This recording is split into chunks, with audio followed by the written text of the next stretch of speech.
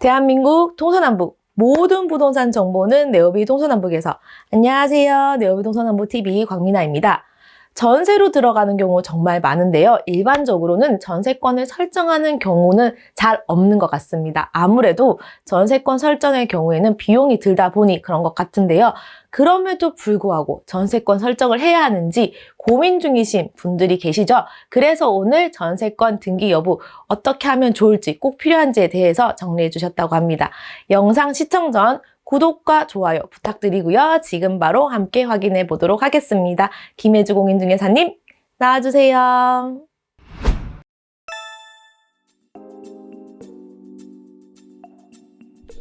안녕하세요. 부동산에 관한 한 여러분의 베프가 되고 싶은 공인중개사 김혜주입니다. 오늘은 전세권 등기를 과연 해야 할까요? 이 주제로 한번 이야기를 나눠보려고 합니다. 그리고 우리가 보통 알고 있던 전세와 전세권은 어떤 차이가 있는지 항목별로 한번 자세하게 비교를 해보겠습니다. 보통 우리가 알고 있는 그런 전세는 이 채권적 전세입니다. 우리가 임대차 계약 맺어서 전세 얼마에 들어갔다 이렇게 얘기하잖아요. 그거는 채권적 전세를 말하는 것이고, 그걸 등기했을 때 등기한 전세가 전세권이 되는 겁니다. 그러니까 전세권과 보통 우리가 말한 전세는 달라요. 그럼 등기했으면 또 다른 권리가 있을 텐데 등기한 전세권은 또 어떤 효력이 있을까 한번 보겠습니다.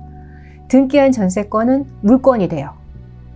아까 말씀드린 것처럼 일반적인 전세는 채권이라고 말씀드렸죠. 그런데 등기한 전세는 물권이 됩니다. 물권이 되어서 이 두 가지 이제 효력을 가지게 되는데, 용익 물권으로서의 효력과 담보 물권으로서의 효력을 가지게 됩니다. 그 용익 물권으로서의 효력은 배타적으로 사용 수익하는 것이고요. 담보 물권으로서의 효력은 경매에서 우선 변제권을 갖게 됩니다. 경매했을 때 건저당권과 저당권들하고 이게 다퉈서 그 우선 순위 설정된 날짜에 따라서 우선 변제권을 가지게 되고요. 하나 더 갖게 되는 권리가 경매 신청권입니다. 언제든지 임의 경매를 신청할 수가 있어요. 등기가 되어 있기 때문에 이게 전세권의 효력이다라고 보시면 되겠고요.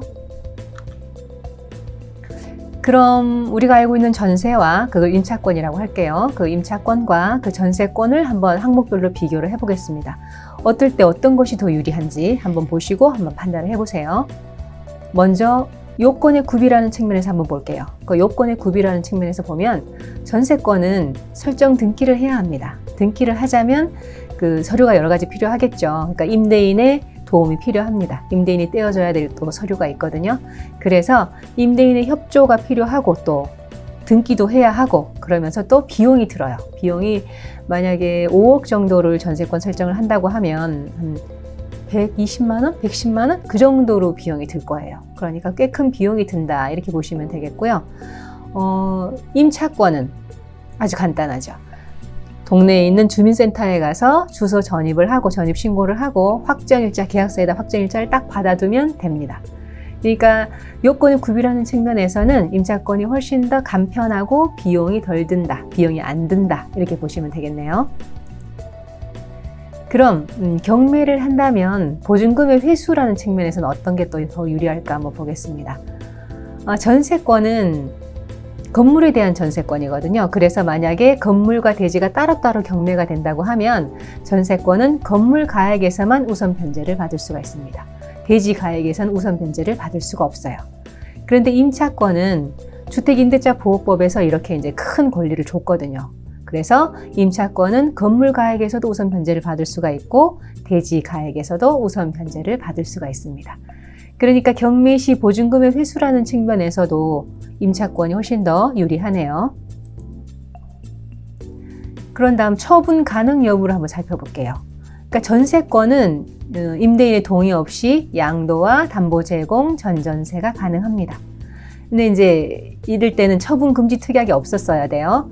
만약에 임대인하고 사이에 전세권 설정을 하면서 일체의 처분을 금지함 이렇게 설정 등기에 같이 올라가면 그러면 처분이 금지되는 거거든요. 이런 처분들을 할 수가 없는데 그런 금지 특약이 없다면 양도와 담보 제공과 전전세를 임대인의 동의 없이 할 수 있습니다. 하지만 임차권은 임대인의 동의를 받아서 임차권 양도와 전대차만 가능합니다. 그러니까 이 처분 가능 여부에서는 전세권이 좀 더 유리하죠. 큰돈 들여서 등기를 했으니까 이 정도 효력은 있어야죠. 그 다음 최우선 변제권이라는 측면에서 한번 볼게요. 전세권에서는 최우선 변제권이 없어요. 소액 전세금이라고 해도 최우선 변제권이 없는데 지난번 제 앞선 영상에서도 말씀드렸지만 임차권에서는 소액 보증금에 대해서 최우선 변제권을 줍니다. 행사하게 해줍니다. 이 소액 보증금이라는 거는 부천 같으면 1억 3천만 원, 지금 현재로는 1억 3천만 원 이하의 보증금을 소액 보증금이라고 하고요. 그런 분들에게는 4,300만 원까지 보증금 중 일정액을 그 선순위 많이 있다고 해도 근저당권과 뭐 저당권 같은 게 많이 있다고 해도 그 선순위 권리자들보다 훨씬 최우선해서 변제를 해줍니다. 이렇게 큰 보호를 해주는 것이 약자를 크게 보호해주는 것이 임차권이에요. 그러니까 이런 최우선 변제권 측면에서는 또 임차권이 훨씬 더 유리하죠. 그럼 경매 시 미배당분이 발생했다. 그럴 때는 또 어느 쪽이 더 유리할까요? 그러니까 전세권은 선순위 전세권이라 하더라도 전세권 만약에 일부 배당을 받고 일부 배당을 못 받았어요. 그러면 그거는 낙찰자에게 인수되지 않고 그대로 소멸합니다. 하지만 임차권은 선순위 임차인이라면 날짜만 선순위라면 미배당분이 있어도 낙찰자에게 그대로 인수됩니다. 그러니까 새로 낙찰 받으시는 분이 이 임차인의 그 나머지 그 전세금이나 보증금을 전부 다 내줘야 되는 그런 의무를 이제 받게 되는 거죠. 그러니까 이 경매 시 미배당분에 대해서도 임차권이 훨씬 더 유리하다고 보면 되겠네요. 그러니까 임차인은 새 낙찰자가 보증금을 다 줄 때까지 안 나가고 그 집에 계속 살면 됩니다. 그런데 만기 시 보증금이 반환이 지연됐어요. 아니 이제 집이 아직 안 나가서 집주인이 보증금을 제때 못 해준다. 이럴 때는 어느 쪽이 더 유리한 권리를 행사할 수 있을까 보면요. 전세권은 그냥 등기가 되어 있기 때문에 그 등기로 임의 경매 신청이 가능합니다. 바로 경매 신청하시면 되고요. 임차권은 등기가 되어 있지 않으니까 한번 소송을 거쳐야 됩니다. 보증금 반환 청구의 소를 거쳐서 승소한 다음에 그 확정 판결서를 가지고 강제 경매를 신청하실 수가 있어요. 그러니까 이 보증금 반환 지연 시 경매를 신청하는 부분에서는 전세권이 훨씬 더 유리하다라고 보시면 되겠네요.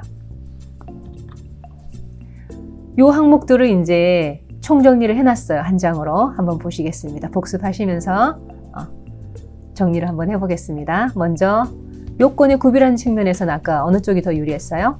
네, 임차권이 훨씬 더 유리했어요. 그러니까 주민센터에 가서 전입신고하고 확정일자를 받아두면 대항력과 우선 변제권을 가질 수가 있고요. 그러니까 훨씬 더 절차가 간단하면서 비용이 들지 않는다 이렇게 말씀드렸죠. 그리고 경매 시 배당금의 회수라는 측면에서는 어느 쪽이 더 유리했나요? 임차권이 훨씬 더 유리했죠. 임차권은 건물 가액에서도 대지 가액에서도 모두 우선 변제를 받을 수가 있다 이렇게 말씀드렸죠. 세 번째로 최우선 변제금의 측면에서는 임차권이 더 유리했죠. 임차권에는 소액 보증금에 소액 임차인들의 최우선 변제권이 있어서 항상 선순위보다 일정 금액을 먼저 받을 수가 있다. 그거 엄청 큰 권리예요. 그런 최우선 변제권이 있다라고 말씀드렸고요. 그러니까 임차권이 훨씬 더 유리하고요. 네 번째로 경매하면서 경매 배당 시 미배당분이 발생했을 때 또 어느 쪽이 더 유리했던가요? 임차권이 훨씬 더 유리했습니다. 선순위 전세권은 미배당분이 생기면 그대로 소멸되고 낙찰자에게 인수되지 않지만 선순위 임차인의 미배당분은 낙찰자가 그대로 인수해서 갚아줘야 됩니다. 다섯 번째, 초분의 효력은 어느 쪽이 더 낫던가요? 전세권이 훨씬 더 강했죠. 전세권은 임대인의 동의 없이도 이런 것들이 가능하다라고 말씀드렸죠. 그리고 만기 시 보증금이 반환 지연되면 할 수 있는 그런 경매 신청이나 이런 행위에서는 전세권이 훨씬 더 유리했죠. 전세권은 바로 임의 경매 신청 가능하고 임차권은 소송을 한번 거쳐야 된다 이렇게 말씀드렸습니다. 이렇게 전세권과 임차권을 이제 총 비교를 해봤으니까 전체적으로 만약에 내가 전세를 들어간다면 어떻게 하는 것이 나한테 가장 알맞고 유리할지를 이제 생각해 보시면 되겠죠. 판단하시기가 훨씬 쉬워졌죠. 그러니까 세 가지 경우가 있겠어요. 그러니까 임차권으로, 그러니까 주소 전입과 확정일자로 대항력과 우선 변제권을 확보한 다음에 그냥 사시는 것과 또 임차권인 채로 보증보험을 드시는 분들이 요즘 많잖아요. 보증보험을 드시는 그런 경우와 세 번째로 전세권 설정까지 하는 그 세 가지 경우가 있겠습니다. 그러니까 내 성향에 맞는 내가 가장 안심되는 그런 방법으로 선택을 하시면 되겠는데요.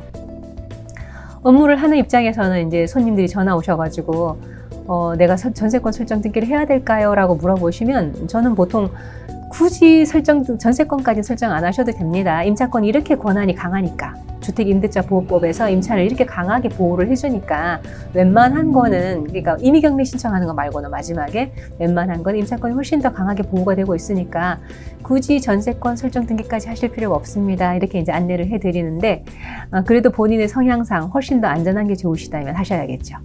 그리고 보증보험도 많이 드시는데 보증보험료도 꽤 비싸요. 만약에 5억짜리를 2년간 보증보험이 든다면 보험료가 한 8, 90만 원 정도 나올 거예요. 그리고 또 2년이 지나서 다시 이제 갱신 계약을 하거나 하면 다시 또 그 2년 동안 또 보험료를 새로 내야 되잖아요. 그러니까 비용이 꽤 많이 드는 편이죠. 그런데 이제 비용까지 감안하시더라도 그 세 가지 경우 중에서 나는 이걸 택하겠다 하고 결정하시면 되겠고요. 그 결정에 이 영상이 많은 도움이 되셨으면 합니다. 도움이 되셨다면 좋아요와 구독 부탁드리고요. 저는 다음에 또 다른 좋은 영상으로 찾아뵙겠습니다. 부동산에 관한 한 정말 여러분의 좋은 친구가 되고 싶은 공인중개사 김혜주였습니다. 감사합니다. 네, 아는 만큼 보인다고 하죠. 네오비 동서남북 애청자 여러분들의 부동산 상식이 부동산 투자에 도움되시길 바라며 도움되셨다면 많은 응원 부탁드리겠습니다. 다음에도 더 좋은 정보로 찾아뵙겠습니다. 지금까지 네오비 동서남북TV 광민아였습니다. 감사합니다.